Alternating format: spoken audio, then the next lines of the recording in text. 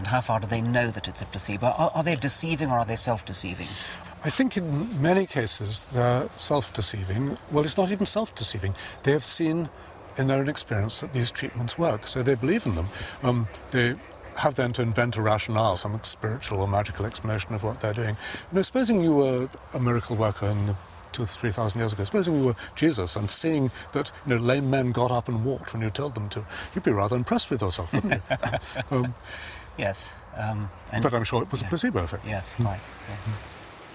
I still believe scientific medicine offers more effective and more honest treatment. But I accept Nick Humphrey's point that alternative medicine is peculiarly well positioned to dish out placebos.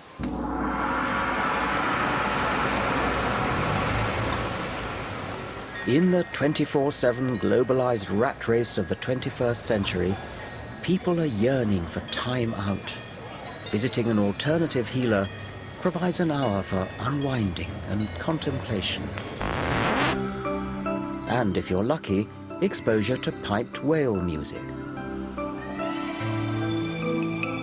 Much of alternative medicine is about cosseting, about making the patient feel pampered, feel as though they're the center of attention. Okay, so comfort's the name of the game here, so get as comfortable as you can. So literally all I want you to do is just to relax your head, let go. So the first thing I have to do is very gently cup and hold here. Now you're going to feel like I'm not doing anything, but it's a very gentle movements.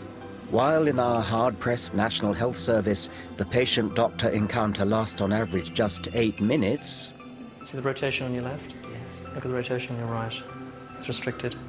So this is called an activate. An alternative healer usually gives you an hour. Okay? Yeah. In return for a healthy fee, of course.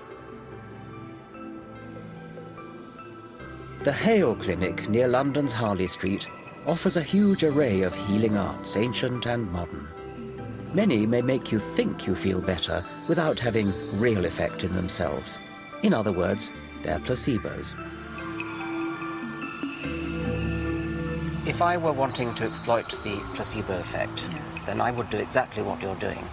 I would have a large number of different things which look impressive, sound good, use long words, talk about quantum theory, lights flashing, and the whole point is to impress the patient. The whole point is to make the patient feel that something is being done. But something is being done. I mean, I would disagree with you. That I think something is being done. And why are we so good at placebo and the orthodox medicine is not? Well, they're pretty good at it too. And I mean, I find when I go to my doctor and he just talks to me, I seem to be miraculously cured as a well, that's very, very important. It is very but important. But maybe he's giving you some healing energy. You don't know. Well, he wouldn't call it that. Yes, I know he wouldn't call it that, but it could be. It's very, very important to talk, to find out, to take a proper case history. But I don't think it's the only reason. I think complementary medicine has effect over and above that, in my opinion. Yes. Do you ever do clinical trials on your methods, or do people come in and do them for you? We've done one study at Hammersmith Hospital on stroke patients that was funded quite a few years ago. And what treatment were you giving them? We were giving an Ayurvedic treatment called Mama Massage, and it was only a pilot study, and it showed an improvement in a certain number of patients. So what was the control in that case? There wasn't a control, it was just an outcome. It was just a pilot study. So that's not really a proper trial. Do you think there's a bit of a double standard? Doctors have to spend 6 years qualifying and so on. Isn't it just a bit too easy to set yourself up in practice without qualifications and without... Which ones were you thinking of? Well, what about the Ayurvedic one, for example? Well, there's a 4-year degree course here. What do they learn? What do they learn? They learn the principles of Ayurveda. They will learn anatomy and physiology. I mean, it's one of the oldest systems of medicine in the world, Ayurveda. It's old, yes.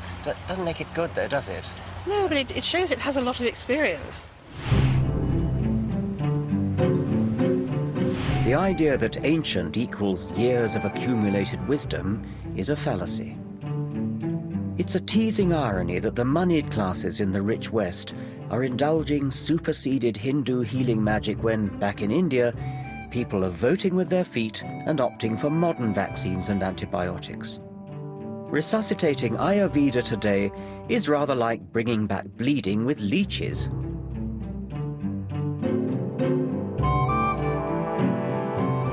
In medicine, ancient also means developed before we understood the causes of disease, before germ theory. It was based on ignorance then, and age makes it no truer. We misguidedly look back to a golden age that never was. Ours is the golden age of safe, tested medicine, effective beyond placebo, in which we've cut infant mortality and conquered diseases, then forgotten they existed. Let's hear it for Western scientific medicine. In the 20th and 21st centuries, we've all but eliminated terrible diseases like polio, completely eradicated smallpox by a worldwide program of vaccination. Antibiotics, well, I wouldn't be here but for antibiotics, and I guess there's a good chance that you wouldn't be either. Blood transfusions, magnificent surgery, all these things are given to us by scientific principles, scientifically trained doctors. All the methods are properly tested and retested. None of that could be said for so-called alternative medicine.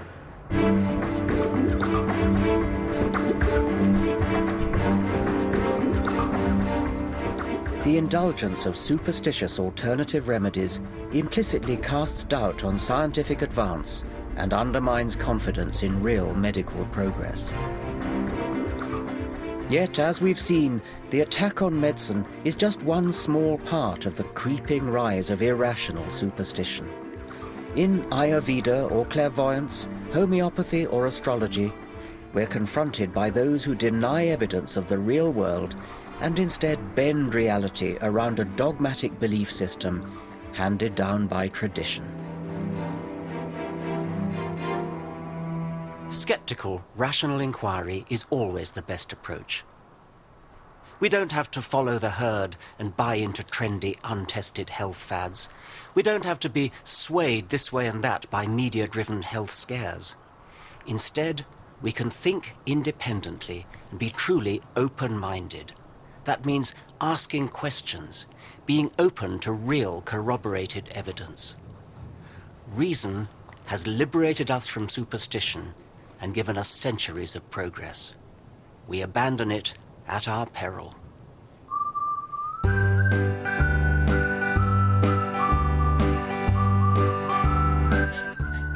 Well, if you missed any of tonight's Enemies of Reason, see it again on our new Channel 4+1 service, starting in a couple of minutes. Next up, Channel 4 meets people who amazingly have lived across 3 centuries, the oldest people in the world.